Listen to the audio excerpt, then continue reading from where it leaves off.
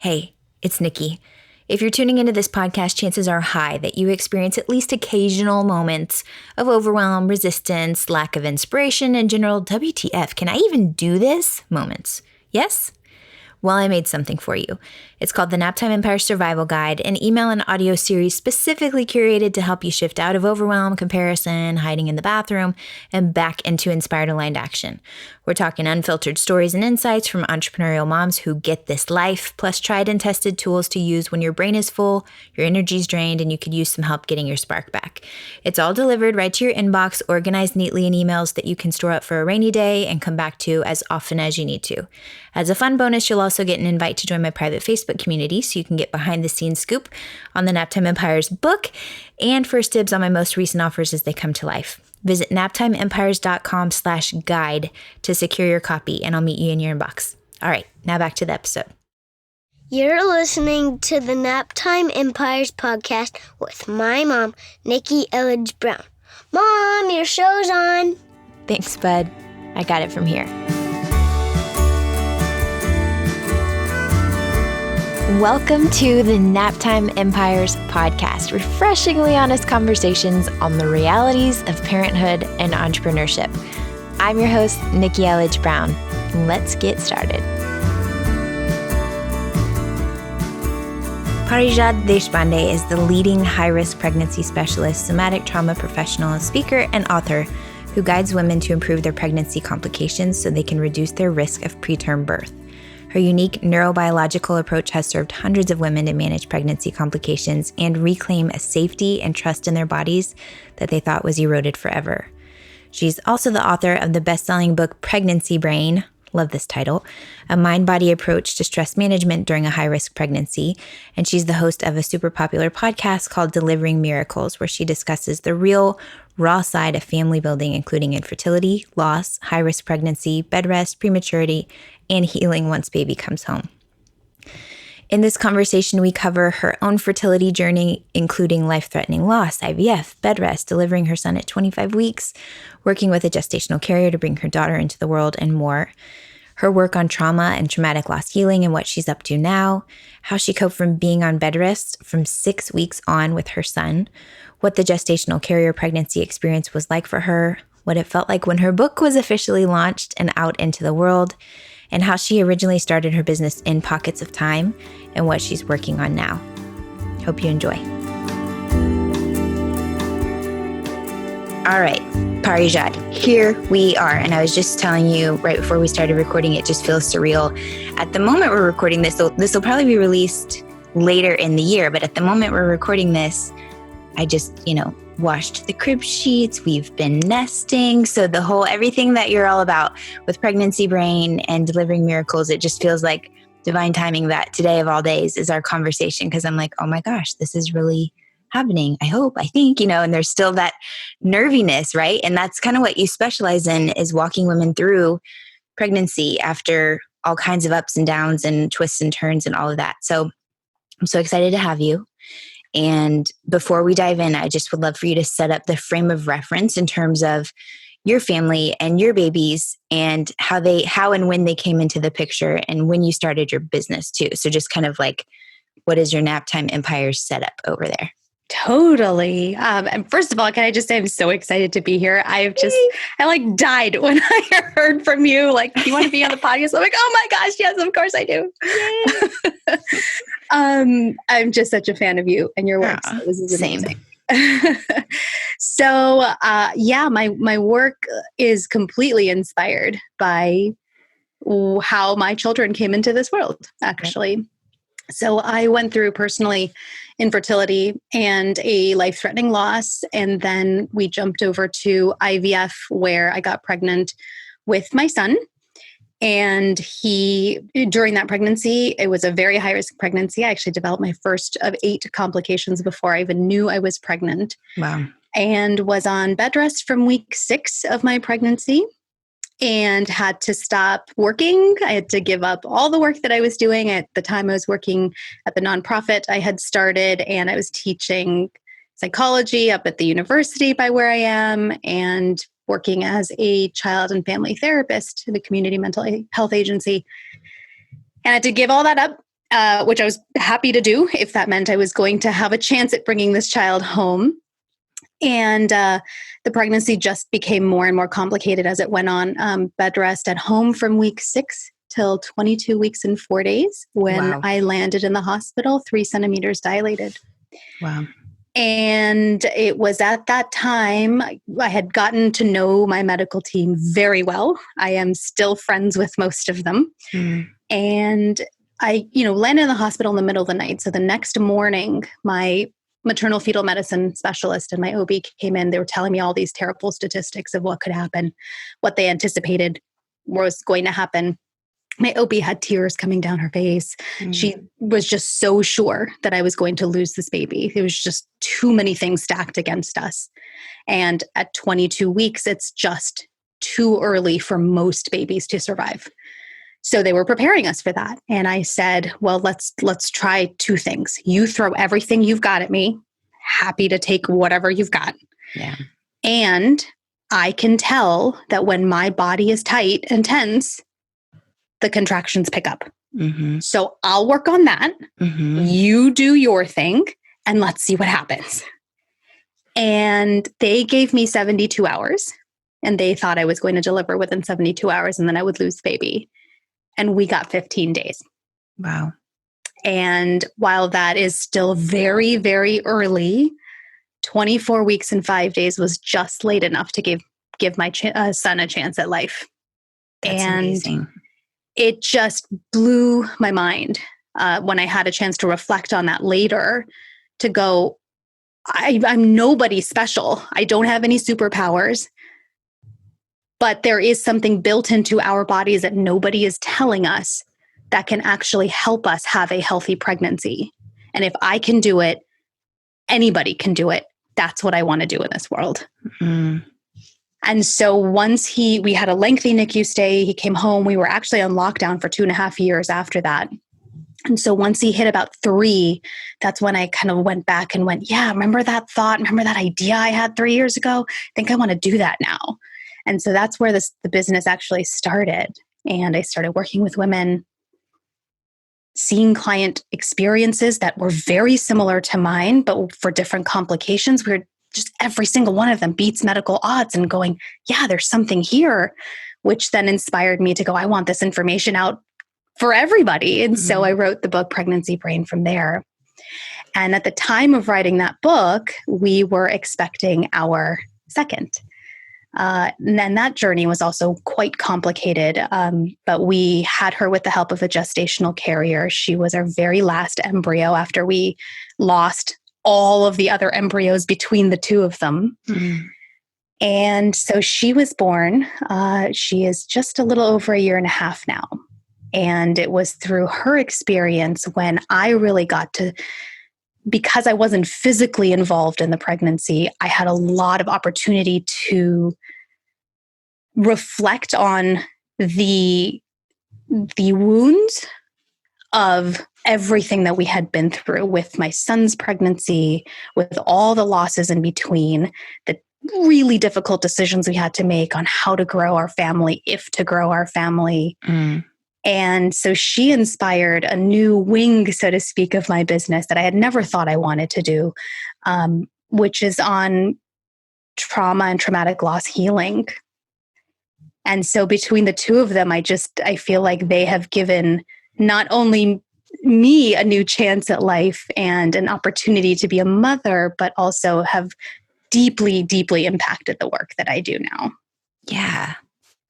That's so amazing. Like 15 days in those weeks, especially when, and of course, even now I'm currently 30, almost 31 weeks, like every day matters, every day that they can get in there. So like, what were you doing in those 15 days that was helping you stay calm, to help your body regulate, Yeah. So I think that's when I really, my training is in clinical psychology. And so very much mental, cognitive work. Yeah. And it was when I was the patient that I realized none of that's going to work right now, because this is a very visceral physical experience. And so my entire focus, as much as I could given that I was on really hard medications that was making it very hard to actually focus, was completely relaxing my body in any way possible. So I was asking for massages. I was doing progressive relaxation. I was doing whatever I could muster up the strength to do to keep my body completely relaxed. And what we know is that when a body is relaxed, even when you go through something scary, you're actually protecting yourself from developing trauma, which is really important, especially for women delivering preterm, that if you can keep your body relaxed, not your mind, I'm not saying stay calm, I'm saying keep your body relaxed, you're actually creating this kind of protective barrier from that experience being encoded as traumatic, which I think is so powerful. Wow. Yeah. Okay. And then I just have so many questions about all the things that you just said. So I'm also curious about Sure. like from bed rest from week 6. So for whoever may be listening and may either have like maybe listening from bed rest or maybe has that coming up, what was that like? And how did you handle that? Because you obviously had a whole lot going on. And so to just be like, oh, okay, all right, here we are. This is what we're going to do. Like, how did you cope with being on bed rest from so early on? Oh, yeah. I don't think I did it very well. Yeah, which is fine. And there's plenty to learn from that too. So. Yeah, it was hard. I was, being young, being newly married, being new in my career. There's just such an enthusiasm for life and to do all the things. And so I loved having my calendar just full, social calendar full, work calendar full. I just like bouncing from different things. And it was an easy decision in that I had already lost one and it was a terrifying loss because it was a ruptured ectopic. So I needed emergency surgery. And so the idea of, well, this could be impacting my life too was very clear to me. So it was sure, totally. I'll drop everything. That's fine. But then I dropped everything and I went, oh, now what? Yeah. I don't know what to do. And so that's when I discovered Netflix. Watched all the shows. But it was very lonely. As somebody who, you're just out in the world a lot, you get used to seeing people everywhere and having conversations to now spending your days counting down on the clock. It's hard to tell what day it is because every day is the same. It's just either is it a weekday or a weekend because is my husband home or not? Mm-hmm. And feeling like you're not doing anything when in fact you are actually protecting a life, but it's not visible. It's not obvious. And especially when you have complications, sometimes it feels like, well, I'm doing all this and still it's not working. What's going on? So it was really challenging. And it was a really great exercise also in learning how to ask for help, which was not easy for me to do. Mm-hmm. But it became abundantly clear that we could not do this on our own at all. It just would not have worked. Yeah. So that was when we first hired a house cleaner. Because there was a day I saw my husband was so exhausted from doing everything. He's working long days and then coming home and cleaning and cooking. And I just went, what if we just hire somebody to do this for us? Yeah. Twice a month. Yeah. And it just kind of snowballed from there. Where else can we ask for help? Who else can we call? What can we take off of your plate? Because I can't do anything else. So what else can we do? Right. And that was the thing. And that's such a powerful thing that you probably would have put off or not done if you hadn't had to just be sitting there witnessing and observing the whole situation. Totally. Yeah. When we moved here, actually back from Hawaii and moved back to Texas, and I was like borderline adrenal fatigue, like adrenal sleepiness. I don't think it ever went into full on fatigue, but there were some days where I was like, I can't even get off the couch. And I was just watching Jeremy zoom by and do all of these things. And it was so interesting because it just helped me appreciate all of that unpaid labor that I had been doing, to keep the house moving and to keep everything going and keep everybody fed and bathed and all of those things. I was like, wow, I never fully appreciated all of the things that need to be happening until I had to just sit and be like, oh, and just observe it. And if I hadn't had to slow down like that, then I don't know that I would appreciate it still, so. Absolutely. Okay. Well, thank you for sharing that. Okay. There's just so many things. I'm doodling notes over here. So you said that you wrote Pregnancy Brain while y'all were expecting your little girl. That's right. So we had, she was our last embryo transfer. And my husband and I had actually completely lost hope that it was going to result in a baby we could bring home. And so I had decided just a couple months prior to the transfer, well, I think I'm going to write a book. It was something that had been on my mind for a while, and I'd been encouraged to do so, and I was resisting the whole thing. And I went, okay, you know what? That'll give me something to focus on. So, that year we were going to be moving anyway. It was just going to be a big year regardless. And so the day that we went in for the embryo transfer, I divulged to our gestational carrier, like, well, maybe you'll be growing a baby and I'll be growing a baby book. I don't know. And just threw that out there. Not at all believing, though, that would happen.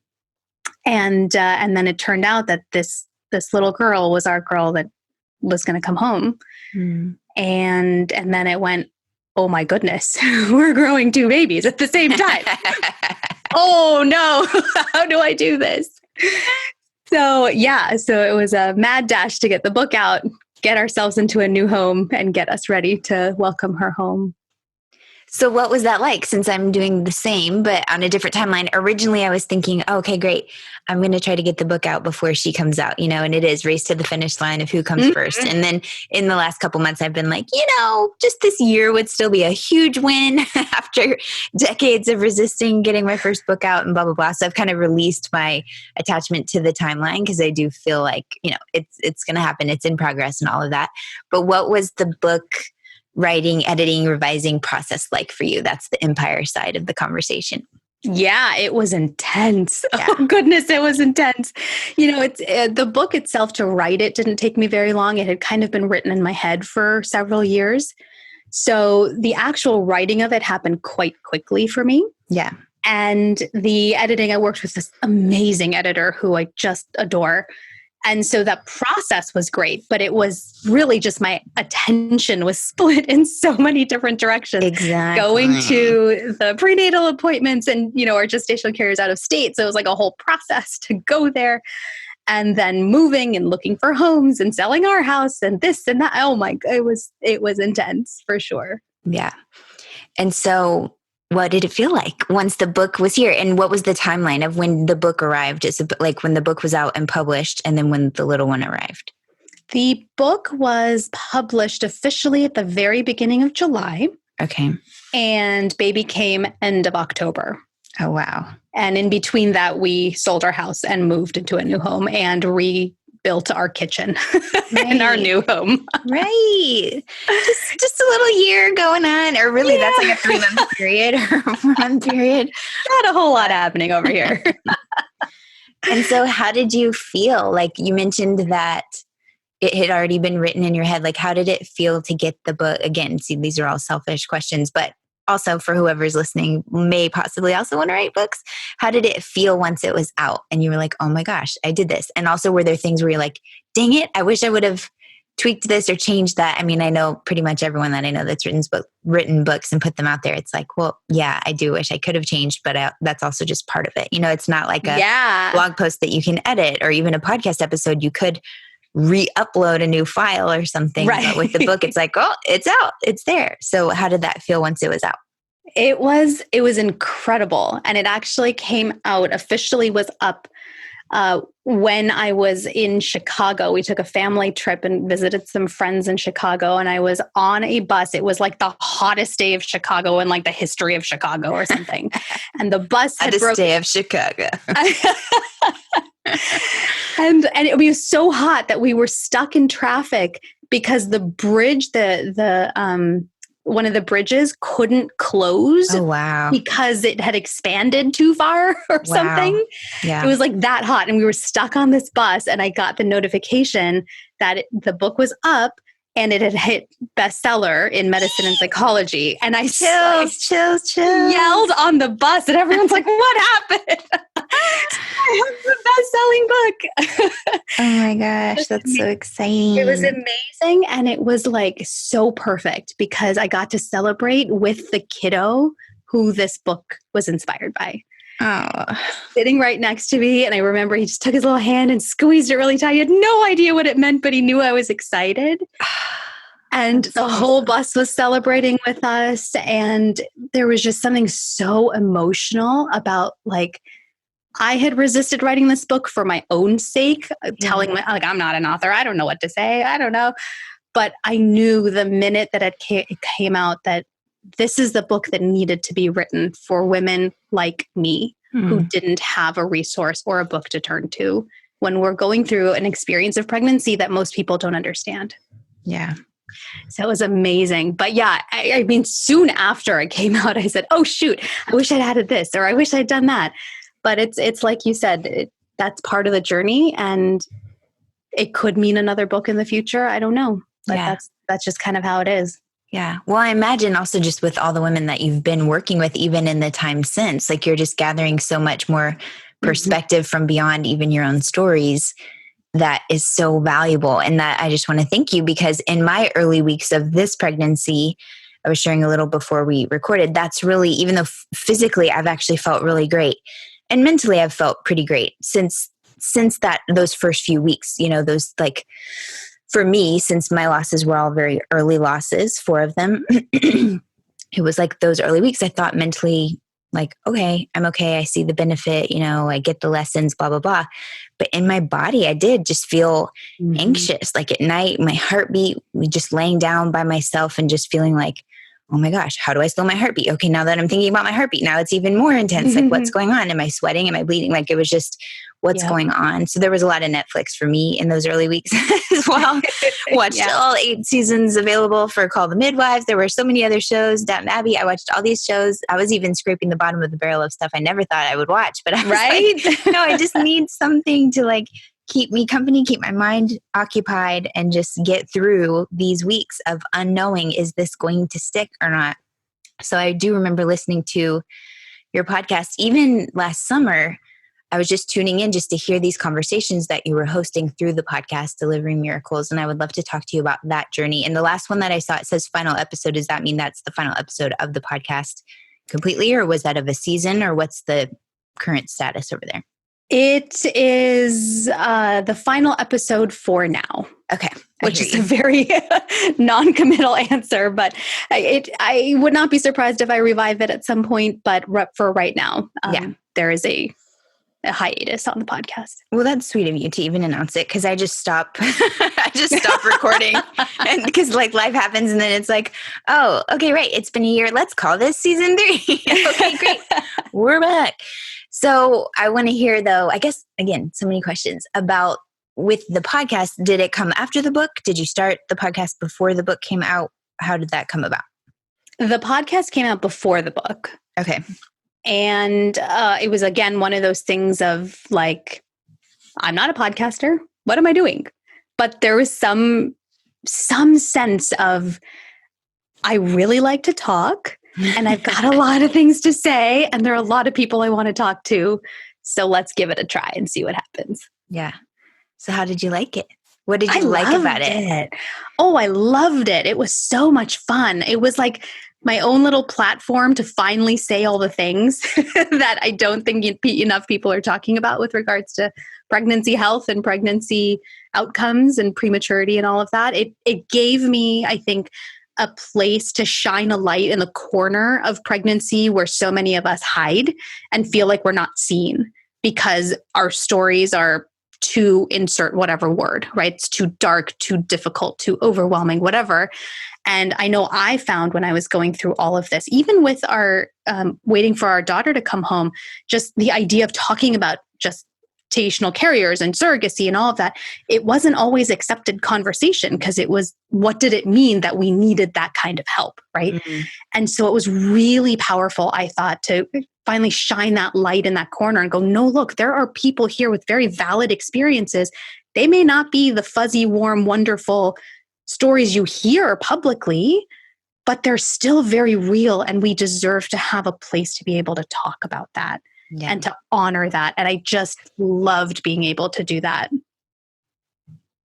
So once the little guy was here and you decided, okay, I actually really want to share this with other women, share this experience, what was that like? And also you mentioned lockdown for 2.5 years. What did you mean by that?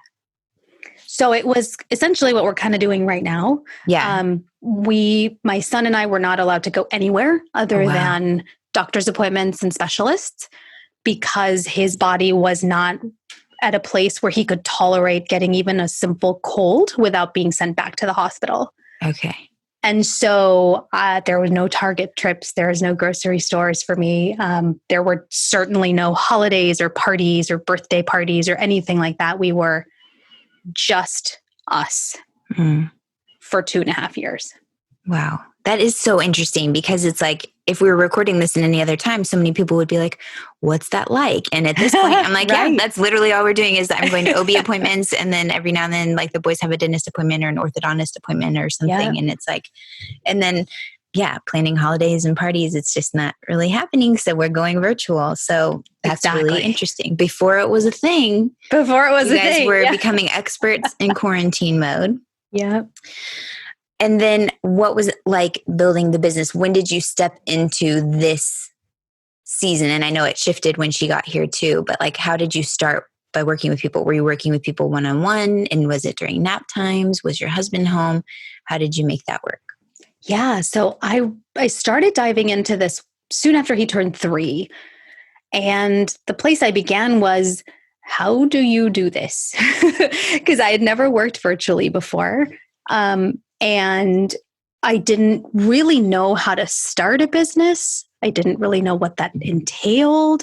And so I started looking into online business mentors and kind of just learning about how to do this. What is the foundation like? Yeah. Where do I begin? So much of I think the first half of the year was spent doing that. And then after that, I learned about what a sales page was and how do you write copy and how do you build a list and all those basics. And then I started working one-on-one, completely privately. And yeah, it was during nap times. It was in the evenings. It was sometimes on the weekends and just kind of whenever I could. And it wasn't like I had a huge influx of people either.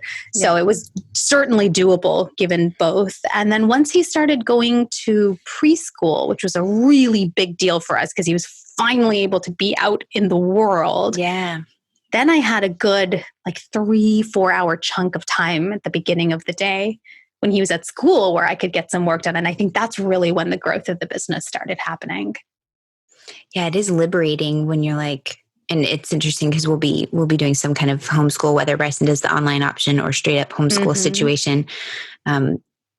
I felt like I was rolling around in white space though, like when they would be at, whether it was daycare or preschool or whatever. And it's like such a difference when you know for sure that they're handled. That's because Jeremy was gone, right? He'd either be under the sea or at work, full-time active duty Navy. Now that he's here, it's nice that I can still be like, okay, guys, I'm going to record the podcast. They're quietly playing Minecraft anyway. So before I came up here, I was like, I made a joke. Tiki didn't get it, but I was like, keep it down. Okay. Because I'm going to be recording a podcast. But it's nice. It's such a difference when you know that whether it's your partner or it's a neighbor or a grandparent or daycare or childcare of some kind, to know that I can block something that needs like quiet focus in this particular window rather than fitting it in the pockets of time. And that changes and fluctuates. I mean, by who knows what, sometimes obviously by things beyond our control. And sometimes, no, we're just choosing not to have the outside help with childcare right now. But there's just mentally a difference in how you can show up when you know you've got that blocked window of time. Totally. Okay. So with the one-on-one clients, how were they finding you? How did you get started? How were you connecting with people to be able, those first people that you were working with? I think the very first people, it was through Facebook groups. Yep. I joined a bunch of those. Yeah. And I think a lot of that instruction came from these early online entrepreneur mentors that I'd followed, of going in the groups, being of service, answering questions, really looking at what are the questions people are asking, because I remembered the questions from my perspective, but I'm clearly a biased perspective given that I came back to do this work. So what are people who are not in this field? What are they asking? What are they looking for? And I think that's where it started. So how did it evolve from there? And how would you say it shifted once your daughter came and it was more around the trauma and traumatic loss healing that you were mentioning? Like, how has your work evolved and what kind of stuff are you doing now that's lighting you up?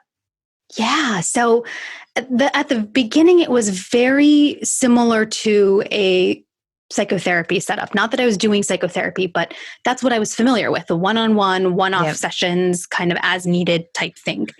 And what I realized was, one, I didn't enjoy that.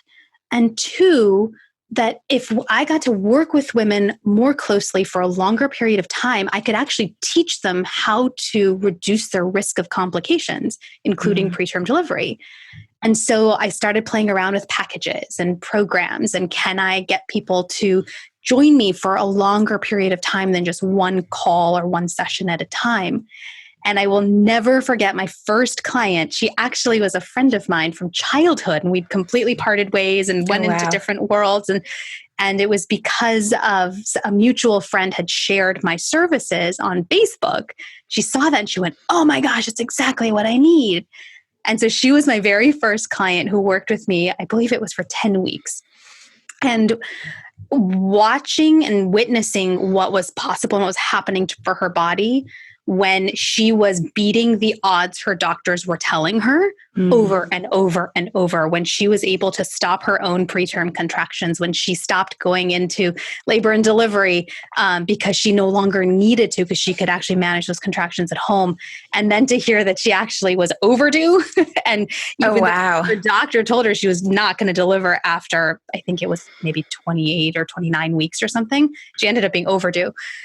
And so seeing that whole experience, and I went, wow, that's what I want.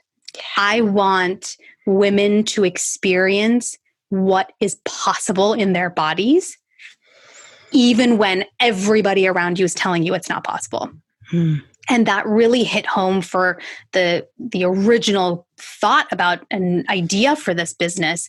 Is everybody told me 72 hours. And I said, maybe, but let's try and see what happens. And 15 days gave him a chance at life. Why can't we offer that to more people?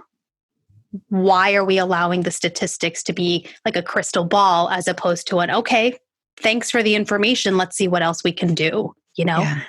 And so that's really what catapulted, I think, this next level of the business. That's when I started realizing these are the women that I want to work with, women who are not just looking for anxiety support, but they're looking for, tell me how to have a different experience this next time, even though I'm at risk of developing the same complications, at risk of delivering preterm.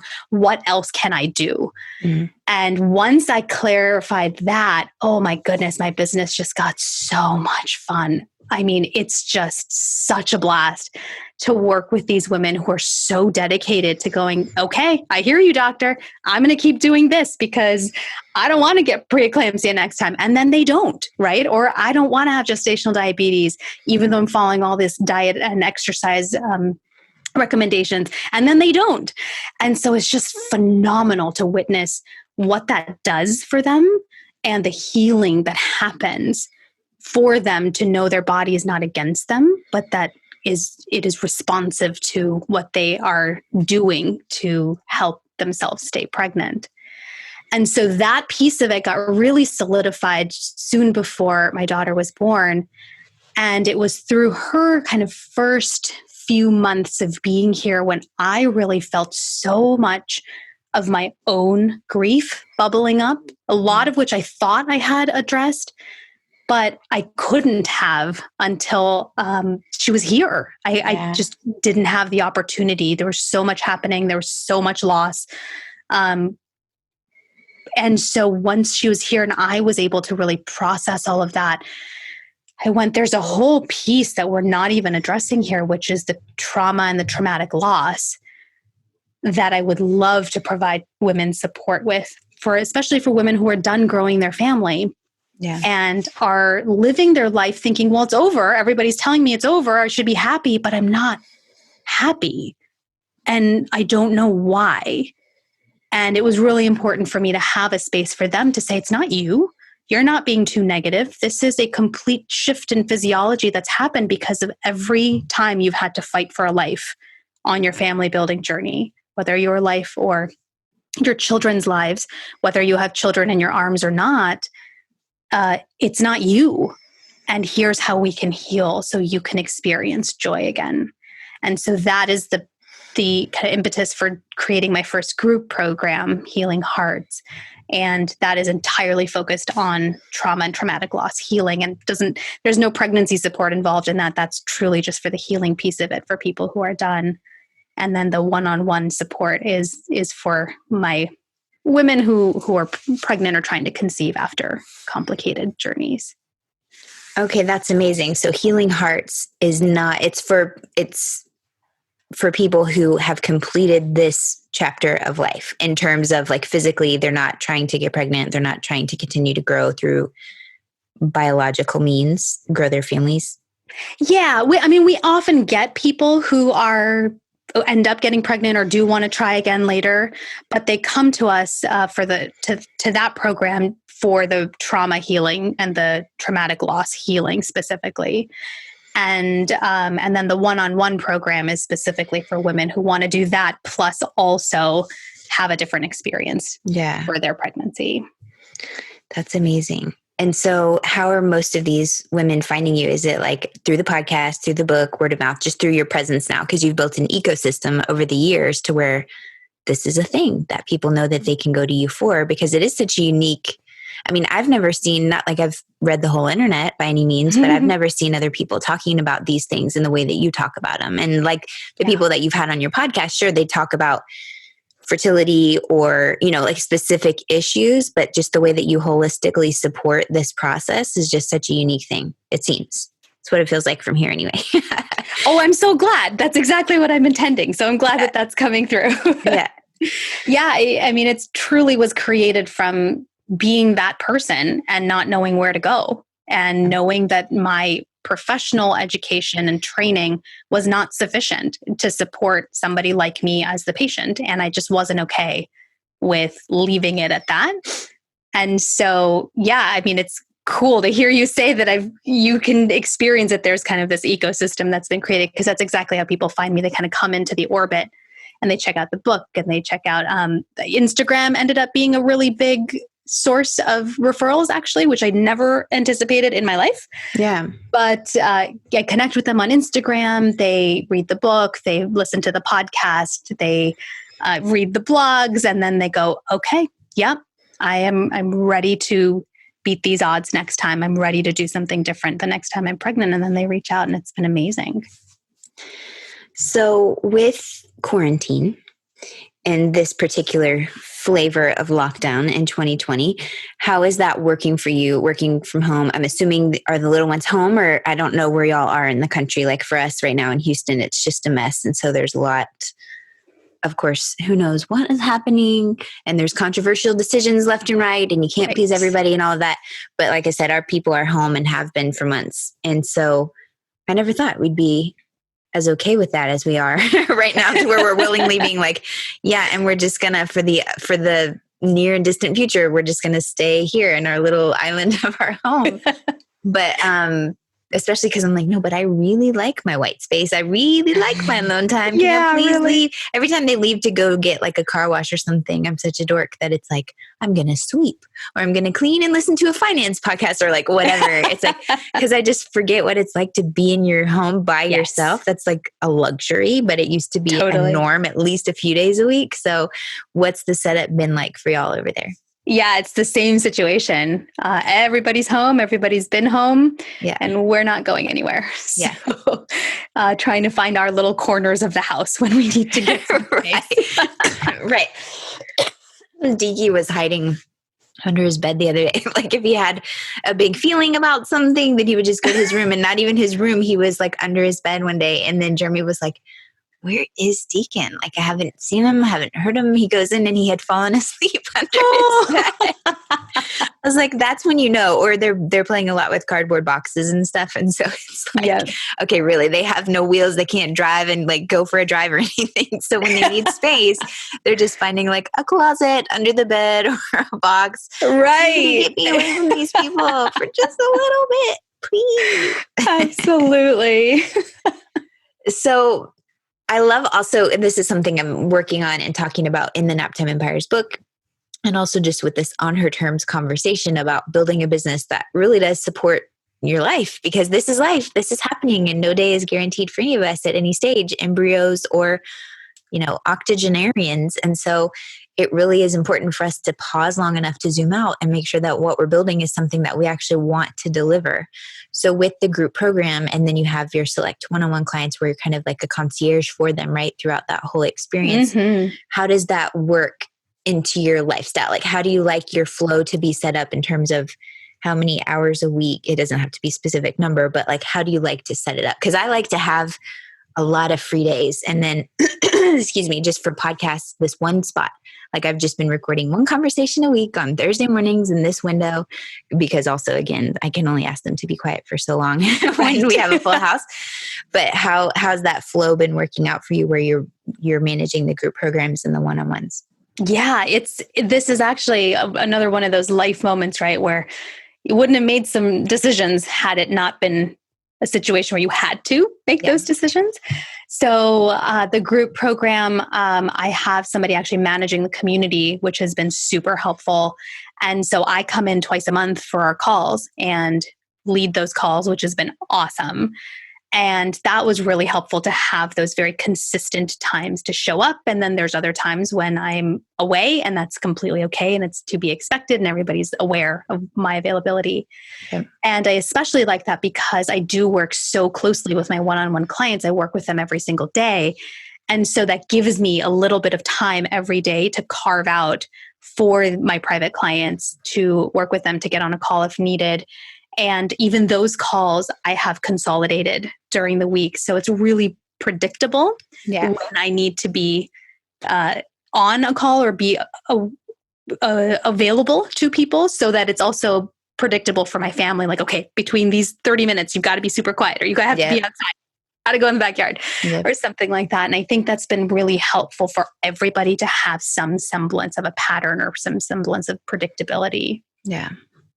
The gestational carrier experience. We haven't talked about that before on the podcast. So whatever you want to share about it, I would love to hear about it, because I remember following y'all's journey from embryo. I can't believe she's 18 months now. Like, this is just, it's such a miracle. So what was that like? I know there were lots of challenges and lots of questions because lots of people really don't understand it. And I mean, I imagine even when you're going through it, like, you can't just understand it, just like anything with pregnancy or motherhood or entrepreneurship, until it's actually happening. Even like you said, how you couldn't really fully process the grief or trauma until she was actually here, because there were so many other things going on.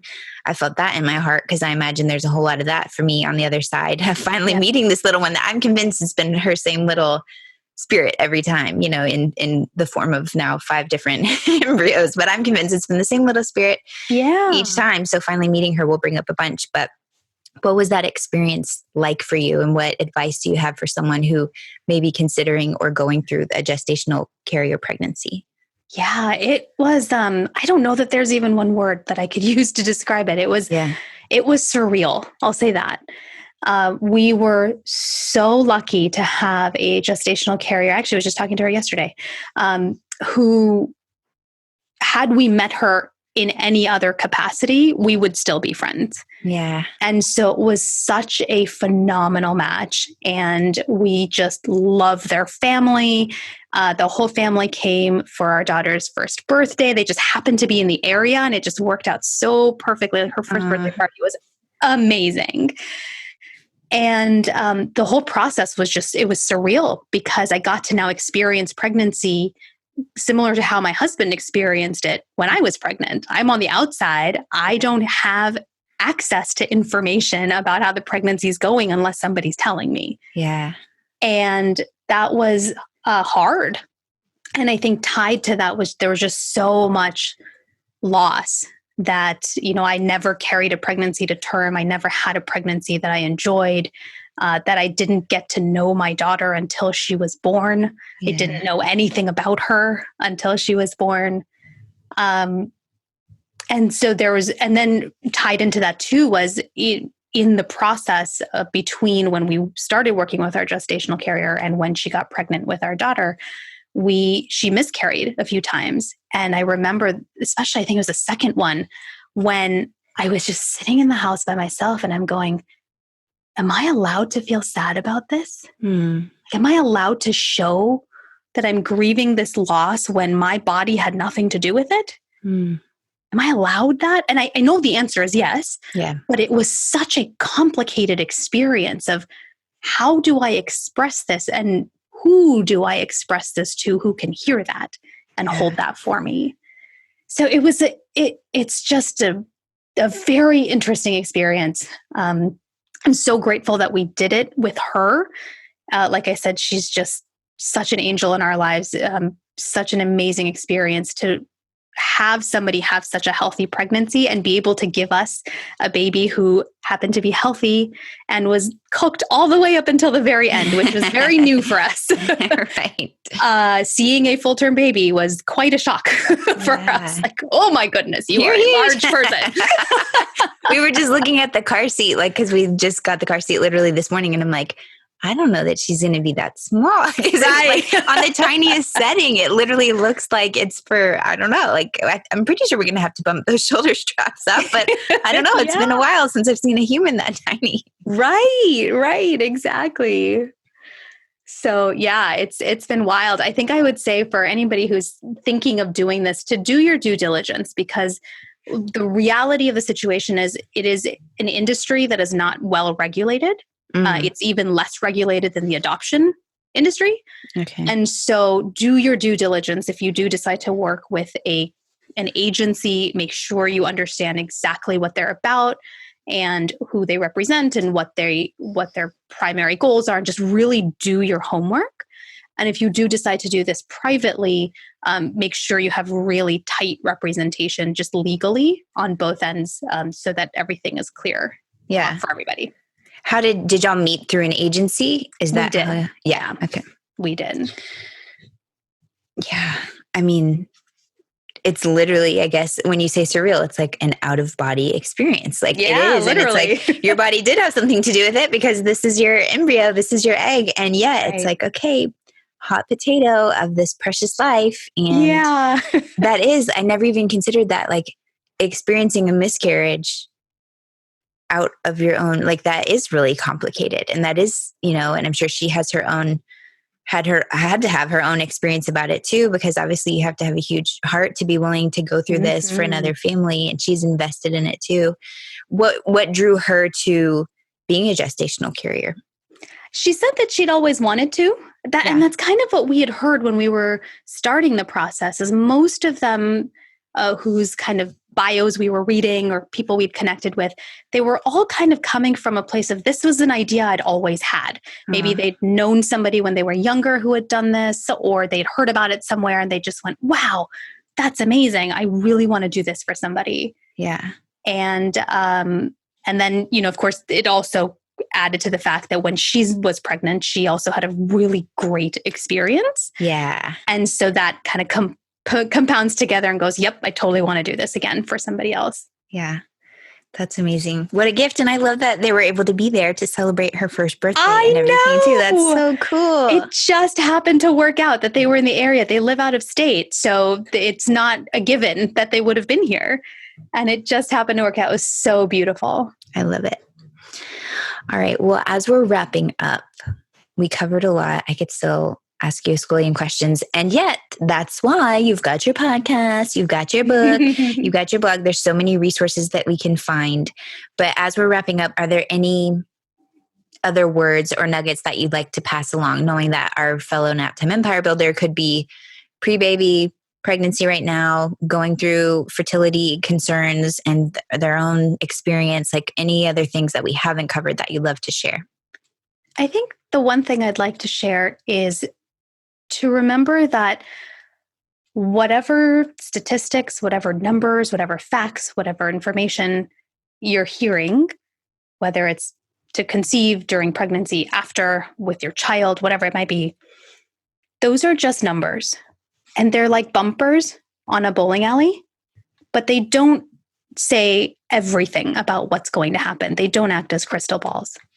And so if you have an inkling that things could be different, you're probably right.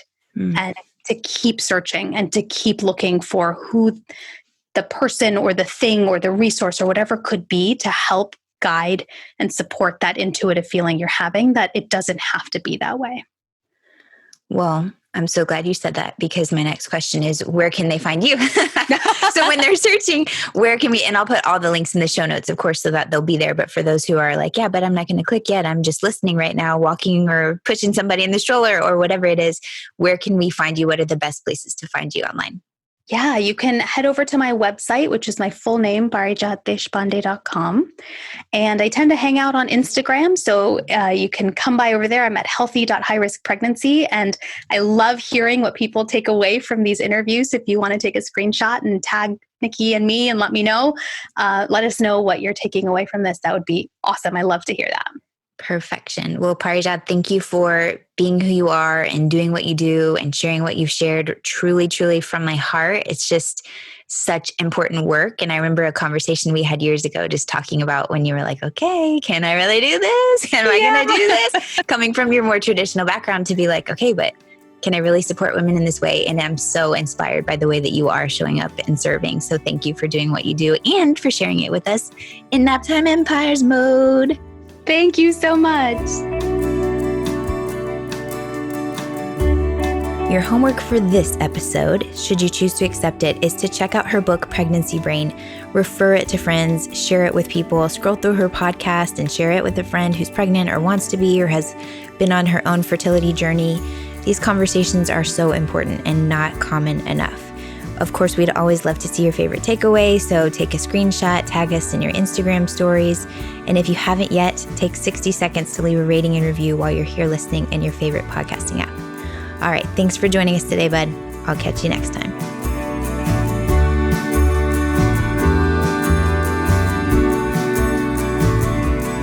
This show may be over, but the conversation is just beginning. Head on over to naptimeempires.com/Facebook so you can join my free, wait, did I say free? I meant priceless, rapidly growing community of Naptime Empire builders for deeper discussions, behind the scenes scoop, and of course, updates whenever I've got new stuff coming up for you. naptimeempires.com/Facebook. See you there. See you next time. Thanks for listening. Good job, buddy.